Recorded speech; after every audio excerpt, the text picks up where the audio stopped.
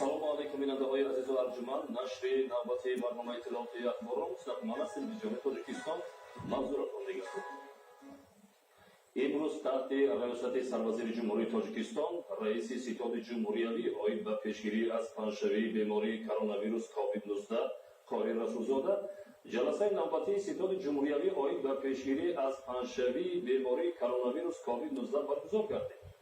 در جلسه تاکید گردید که طبق معلومات وزارت تندرستی و حفظ اجتماعی اهالی جمهوری تاجیکستان 29 اپریل سال 2020 15 حادثه تصدیق شده بیماری سرایتی کرونا ویروس کووید 19 از جمله در ولایت سوق 10 حادثه و در شهر دوشنبه 5 حادثه از نمونه‌های بیولوژی حادثه‌های گمانبر به کار گرفته شده است.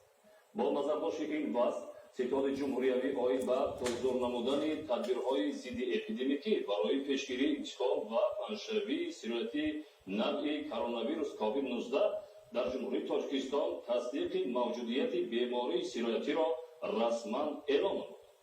Ta'kid kardan ba mavrid ast ki shuru az 1 fevral ba holati subhi ruzi 30 april soli 2020 در قلمرو جمهوری تاجیکستان با مقصد معین و آشکارسازی سرایت کرونا ویروس 10937 نفر شهروندان داخلی و خارجی به کرانتین فرا گرفته شدند که از این شمارات تا امروز 8438 نفر در حالت معتدل و سالم به خانه جواب داده شدند.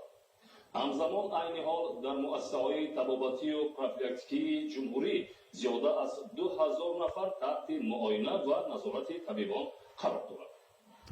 در تاریخ 29 اپریل سال 2020 از مؤسسه‌های طبی 304 نفر جواب داده شده است. با قرار ستاد جمهوریوی پیشگیری از پنشوی و انتقال سرایت کرونا کووید 19 برای دانشجویان کورس‌های 1، 2 و 3 مؤسسه‌های تحصیلات عالی کسبی جمهوری تاجیکستان بنابر از خود شدن برنامه‌های تعلیمی از 4 می سال 2020 تعطیل تابستانه اعلام کرده شد.